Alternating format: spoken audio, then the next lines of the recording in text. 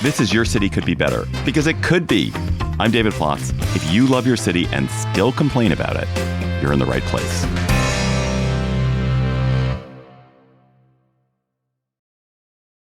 Hey, CityCast listeners. It's Friday, August 7th, and we have an unconventional episode for you today. I am CityCast CEO David Plotz. I also host our national podcast, Your City Could Be Better. And we went out to our producers and to listeners across the CityCast network, including in your city, and asked them for their real life city living dilemmas, the challenges, the problems, the conundrums, if you will, they faced in living in their city every day. And we're going to hash them out in real time right here on this podcast. And I have two great colleagues to do it with. CityCast DC host Bridget Todd. Hello, David. I'm honored to be here. And Jane Sihu, the host of CityCast Seattle. We've got both coasts represented. Hello, Jane. Yes. Hello, David. Yes, we've got a wide variety of perspectives, although two Washingtonians in the house here. Arguably also a Washingtonian, just the other Washington. Good point. Good point. Fair point. Let's start with a question from Jensen in San Diego. This is a delicious question. Jensen asks, is there anything I can do about the person in a neighboring building who always keeps their curtains open, leaves their curtains open, maybe doesn't have curtains, and I see them in every state? Jensen, simply don't look. Oh. Jensen, why are you looking? Maybe Jensen's into it. No, I'm kidding. I think you gotta say something, right? Like, I don't know, because does I guess it really, you've got to put yourself in the shoes of the person with the open curtains. Do they know? Do they recognize? Do they know? Maybe they don't care. Maybe they like it. Of course they know. But I mean, their person lives in a building with window. They've experienced a window before. They're not somebody who's like, I don't know what a window is. It must be mirrored on the outside. I don't know. Sometimes it is hard to see into a building. Like, haven't you walked on the outside of a building and it basically is mirrored for whatever reason? Like, yes, but when you're in a building, I'm sitting inside my house right now. I'm looking out a window.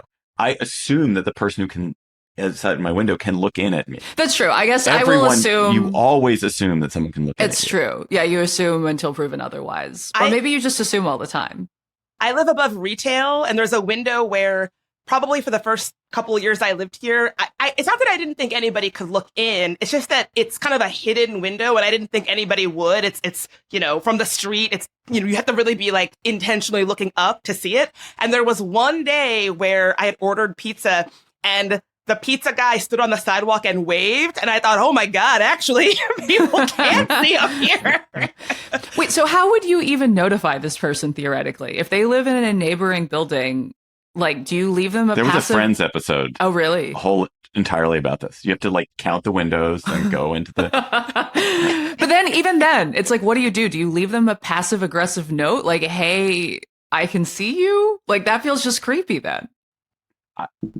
I don't think you tell them at all. It's absolutely the theater of urban life. Yes. You live in an apartment building. This person lives in an apartment building. You're obviously like people who are accustomed to living in close quarters. And there's a certain theatrical quality of living in any city. You're performing for others. And this is a person who wants to perform. This is a person who like wants to be seen. And if you don't want to see them naked, you don't look. Put your curtains up. David, I do think your answer about put up curtains or stop looking out the window, I think in cities, whenever I have a dilemma that involves people that I'm in close quarters with or sharing space with, I always wonder, is there something I can do to change my behavior to fix this problem before I reach out? And oftentimes the answer is yes. Bingo. That's that savvy Todd wisdom we've all been looking for. Toddism. Okay. Angie in Salt Lake City. Angie asks, am I in the right for asking walkers to get out of bike lanes? So if a pedestrian is in a bike path, can I just tell them to get on the pedestrian sidewalk? As a cyclist who rides around DC quite a bit, I'm going to say yes. I'm also going to say, I think that you should. You're sort of doing a civic duty. You're reminding that person that they're in a city, that they're walking in places where they could be putting themselves at risk. Yeah, I think it really depends on the person and what they're doing. Like, I will say, as I run and I also ride my bike a lot, if you're going to run in the bike lane, I kind of understand the argument for it. You know, it's a unobstructed stretch of pavement where you're not going to run into people dawdling on the sidewalk. But like, you got to be running fast. Like, I do think it becomes a safety thing, because if you're meandering in that bike lane and there's traffic going both ways around you, bike traffic, then I think it could put you in danger. Running in a bike lane seems crazy to me. That would never even occur to me to do that. It's such a thing in Seattle, unfortunately, especially the ones that are close to a popular park. So it's something I feel like I see on a daily basis. I mean, I think, and our producer is actually sending angry notes in the document already, and she's pointing out, like, what about the flip side? That the real problem in cities, you could argue, is not, oh, there's so many walkers in bike lanes. It's there's so many bikes in walking lanes. There's so many bikes on sidewalks, and that, that's a topic that we've discussed on Your City Could Be Better before. But it is, I think most people most pedestrians feel that it is their right on a sidewalk to chastise, or at least, alert a cyclist, hey, don't do that, or be careful. And I think they're right to do that. In the same way, I guess I feel that I think it's right to sort of at least alert a pedestrian, hey, maybe this is the safest place. I think the big brain thing here is try and do something in your city or make movement towards having more space for cyclists and pedestrians. I think that is the root of the problem, is that we are all occupying the same very small space while we have these enormous roads for cars. And it seems like the demand is there if everyone is crowding the small space. I completely agree. And I would take it further. I would say, if you are riding on a sidewalk and there is a unobstructed bike lane available to you, you're making all the cyclists look bad. I think there's no regard for that. That happens all the time in DC on the street where I live. There are massive bike lanes going both direction, and people still choose to bike on the sidewalk, and it burns me up. I have to hold my tongue to not say anything. Oftentimes it's a youth, and I'm like, oh, I don't want to risk like getting jumped by a bunch of teens on the street or something. But I have to hold my tongue to not say anything sometimes. Okay. Another apartment building question comes from Kevin in DC. This one is a doozy.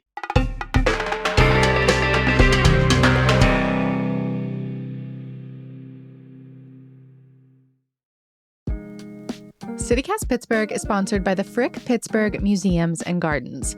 If you want a taste of Paris right here in Pittsburgh, their current exhibition is perfect for you. It's called French Moderns, Matisse, Renoir, Degas.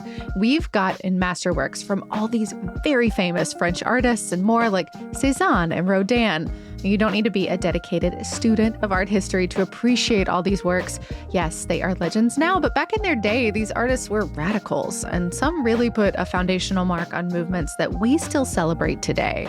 I'm talking about realism, impressionism, cubism, surrealism, so much more. It's easy to forget now, but a lot of the reasons we even know about this stuff and we think about Paris and Parisian culture the way we do is because of these artists and what they created back in their time. I personally am really excited to see this exhibition. Maybe chase it with a stop by their little cafe, a stroll through the gardens. You got to take in this Pittsburgh weather while you can. It's going to be great. French Moderns, Matisse, Renoir, Degas at the Frick is open now. Get your tickets at thefrickpittsburgh.org. Kevin in DC asks, should emotional support animals be verified/regulated in order to live in multi-unit buildings? There are dozens of buildings that welcome dogs, but mine doesn't, which is common in older buildings that have thin walls and no sound insulation. Yet we're overrun with dogs. Dogs that are untrained, urinate and defecate, blah, blah, blah. All substantiated by obviously fake doctors from the internet. So, should people not be allowed to have their emotional support dogs in a building that does not allow dogs? Do you have a strong opinion about this, Bridget? Because I'm of two minds about this. Oh, I can't wait to hear what you think. I do have a strong, emphatic opinion about this. I think yes. I think people, if there's not some sort of system or clear, regulating body, people will just buy. I know people who have bought fake vests on Amazon so that their dog can travel for a discount or for free.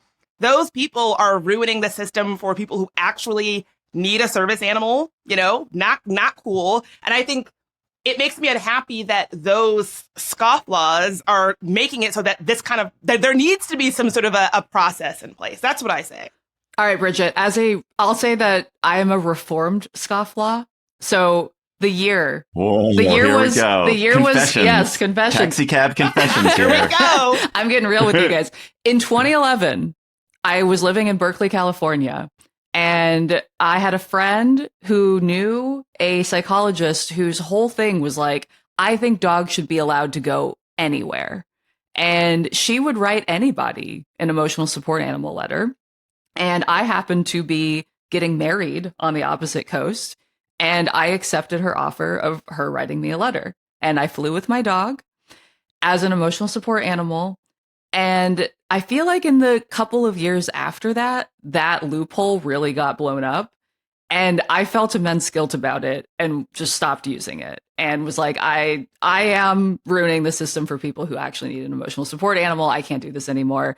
So yes, I do feel like a system that relies on an individual to have honor, though, is fundamentally kind of a broken system. But on the other hand, I don't think that anyone's health data is the landlord's business. I fear that forcing people to show proof of whatever underlying health thing that gives them the right to have an ESA is opening a door to policing disability in a way that I don't feel comfortable with. So that is my dilemma in saying yes versus no. I think that's a fair point. Thank you for coming clean about your past with this. I will say, I think if you're doing it for a one-time discount, I can maybe get behind that. If you're not trying to, people don't bring your dog into the grocery store. That's my one thing about a city. Please do not do it. I love dogs, and we've gotten so loosey-goosey about dogs everywhere, including grocery stores. I mean, dogs in grocery stores is a real no-no for me. I live in a household where the dog rules. The dog controls all action. Yes. But I am struggling to try to reconcile your keen analysis, which is that you're right. Of course, landlords should not be getting into their tenants' health records. Of course they shouldn't. But at the same time, if you have a rule, how do you enforce that rule? Because there are people in that building the building that bans dogs who may live there because they're like, I have a morbid fear of dogs, or I'm incredibly allergic to dogs, and even being exposed to dog hair on the regular is going to endanger my health. And so the landlord has put up this set of principles around it. And so how is it that this can be reconciled? Landlords could lobby to change the ESA rules, but that is definitely the long game. I mean, I don't even know what ESA is. ESA is not a legal regime. ESA seems to me to be something that is preposterous. I think that there should be, for sure, there are dogs, like a guide dog for someone who's visually impaired, goes through some kind of elaborate training process, and that guide dog is allowed everywhere and should be allowed everywhere because, of course, this is something that person lives with. But the idea of emotional support animal in general just seems to me to be a kind of fake category that was invented to give solace to people. And I understand why people want to be around animals. I 100% get it. But I also think there has to be some kind of distinction between a dog, which is an animal that is essential to someone's functioning in daily life, versus a dog that is makes me feel a little bit better. Kevin, we did not answer your question. Good luck out there, Kevin. Okay, here's another apartment question. There's so many apartment questions. That's what happens when people live in apartments, is they have questions. From Sherrod in DC. Should I hold the door for people coming into my apartment building behind me? If you live in a building without a front desk or any security, do you hold the door open for stragglers following you in? Is it better to be neighborly to that person walking behind you, or neighborly towards your actual confirmed neighbors who might not want to let a stranger in their building? No, don't do it. Don't do what? Don't hold open the door. Or if you really feel moved to, I would say have the smallest amount of small talk where you're like, do you live here? Like, I feel like you can kind of get a vibe for what is happening if you can talk to this person and decide whether or not you want to hold the door open for them. But yes, it's tough to be that cold, but I do feel like when you're living in a city, sometimes that is still the right thing to do, and that anyone else living in that building will understand why you did that. Oh, see, I feel like the small talk might make it worse. If I was a straggler in my own building and someone was like, "Excuse me, do you live here?" I feel like that opens up a can of worms to like next thing you know, someone's got a camera in your face and it's like, "She thinks I don't live here," and it's like a whole thing. Oh. I feel like if you know the person and you like I've seen them around, totally fine. If not, no. And I actually have a way that I get into my building where I open the door just so, and I just kind of slip in real quick. So it doesn't even really come up, like come up with a way to get into your building where, you're not even really putting yourself at risk for having to have that encounter. You need to swing that door all the way open. Yeah, you can kind of just slip in there. I just inch it open and then get in real quick.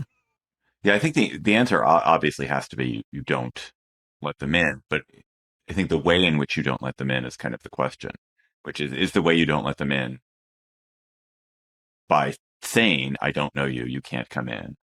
Is it by doing a Bridget slink? I think it's the slink, and then, like, if necessary, the turn around and then sheepish, like, sorry, like, I recognize you as a person, but, like, we both know what's happening right now. Like, if you know how to get in here, then you know how to get in here. I will say the one exception might be if someone is carrying a lot of stuff. You're like, why would you be carrying a lot of stuff in? That was Ted Bundy's move. He would wasn't it? He would he would be like, "I have a cast and I'm carrying a bunch of packages. Someone help." Oh no. Okay. Well, the nice southerner in me is really just gonna get axe murdered, it seems like. That was the person who's listened to a lot of true crime pods. Yes, I know all the tricks. All right, don't listen to me then. Listen to Bridget. Don't let Ted Bundy in, not gonna even get if he's me. carrying a bunch of stuff. Oh my God. It's amazing.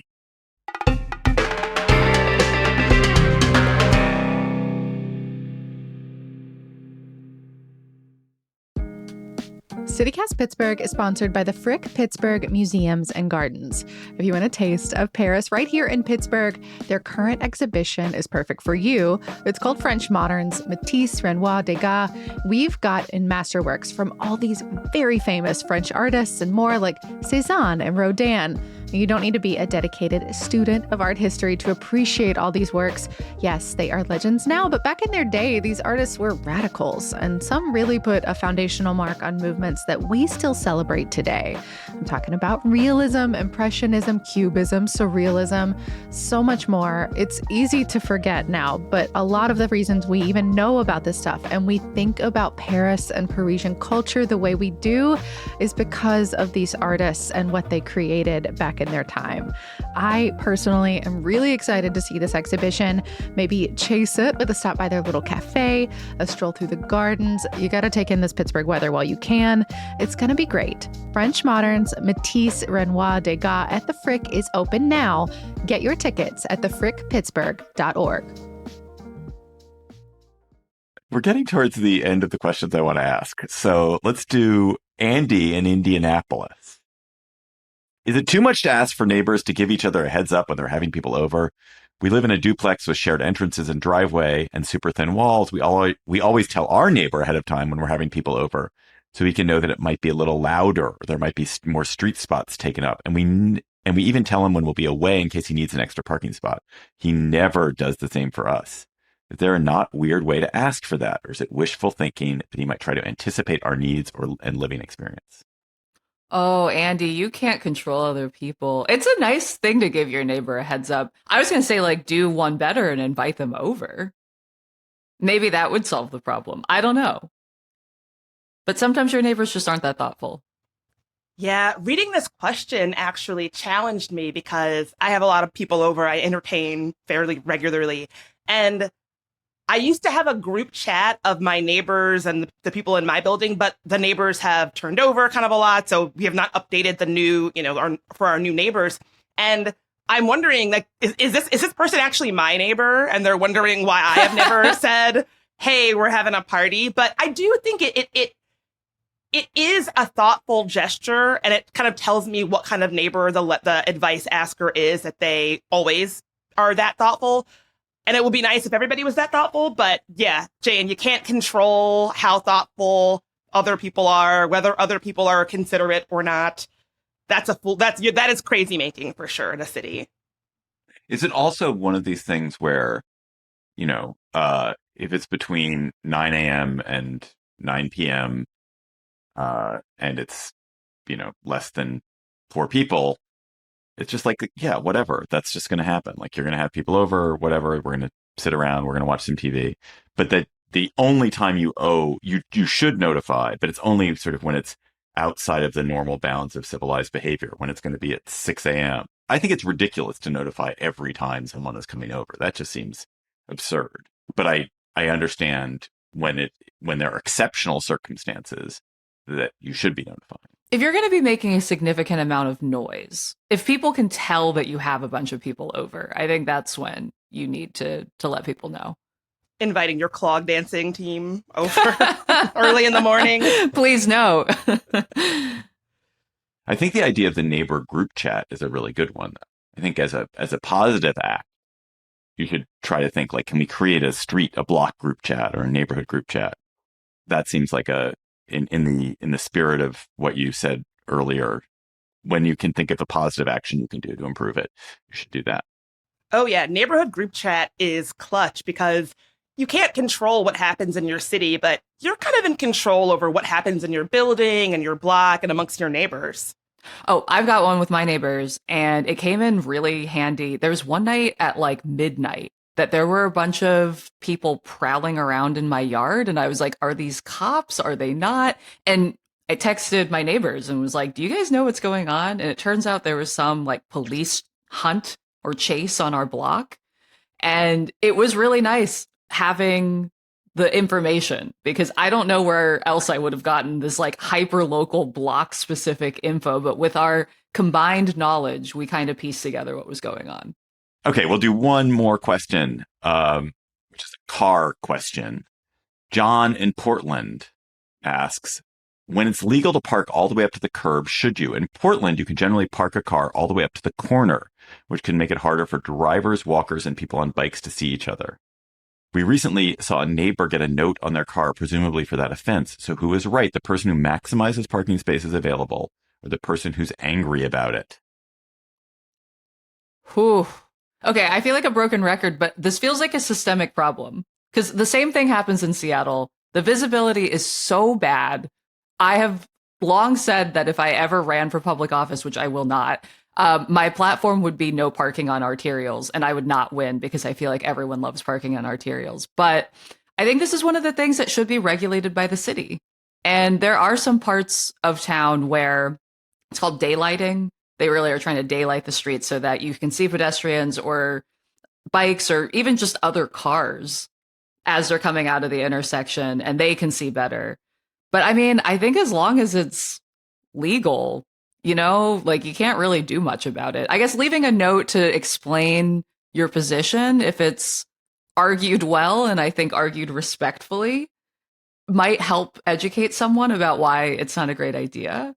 But ultimately, it just feels like a systemic But why issue. does leaving a note for that person help when you writing a note to your city council member might help? There you go. I mean, you could do leaving both. a note for that person just seems to be punishing this person who is just obeying the law as it is written. True. I think you're right. It's like use that energy somewhere else that it might be more effective.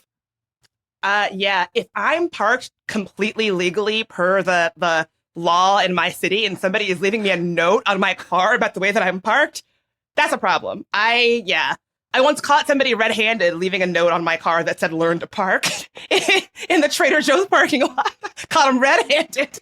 Wow. You know how mad you have to be at somebody to like leave a note on their car? I mean, where did you even find the paper and the pen? Yes, you gotta be so heated to go through your car and find pen and paper. What had you done? I was parked crazy.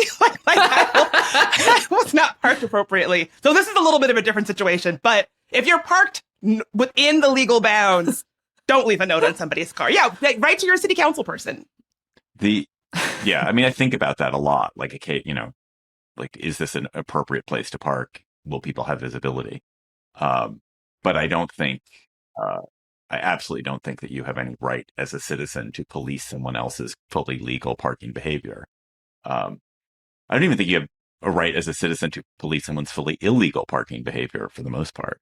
That is not your job. I don't think vigilante parking enforcement is really that helpful. Yeah. I mean, I think this for me brings up the bigger issue that I feel like we're talking around in this episode, which is that when you live in a city, there are going to be all sorts of tiny annoyances. And it's a real decision what you do with that annoyance. You could choose to blow it up and continue to be angry about it and confront people, or you could think about how to make it better, or you can just let it go. There are all sorts of options that you have here. And I feel like really the only thing that like changes here is how much you are enjoying your own life. That is so beautifully said, Jane. And I was just thinking as you were talking, so I host this podcast, and weekly we talk about things that your city could be better. And one of the things I love about this podcast is often we bring on somebody who lives in a city and their response to something that is fucked up about their city is just to make it a little bit better themselves. So these people who fill in potholes themselves, or who build benches, bus stop benches. And you could say, well, you should be angry at the city for not building the bus stop bench. And yes, you should. And you should be angry at the city for not filling the pothole. But there's something just wonderful about people who are like, well, yes, the society, government, the institutions are failing, but I have power. I have autonomy. I can act and change things a little bit myself. And I think that's beautiful when people do that in a positive, generative, kindly way. This was so much fun. I would do this episode every week. If you have urban dilemmas, and you do, email them to us at yourcitycouldbebetter@citycast.fm, yourcitycouldbebetter@citycast.fm, and we will do urban dilemmas as part of future episodes because it is clearly a topic that is meant to be. Bridget Todd, host of CityCast DC, Jane Sihu, host of CityCast Seattle, thank you for coming on Your City Could Be Better. Listen to them every weekday on CityCast DC and CityCast Seattle, respectively. I'll do this anytime, David. Thanks for having me. I've always wanted to be an advice columnist, so you just made my dream come true with this episode. That is all for today's episode of Your City Could Be Better. I'm your host, David Plotz. Our producers are Arya Bracci, Priyanka Tilve, Bridget Todd, Jill Pelletieri, Jane Sihu, and Ashley Smith. Our music is by Carl Christensen. And if you're enjoying the show, which you definitely did this week, tell your friends, rate the show, leave us a review wherever you get your podcasts. We'll be back next week with another conversation about how your city could be better. Bye-bye.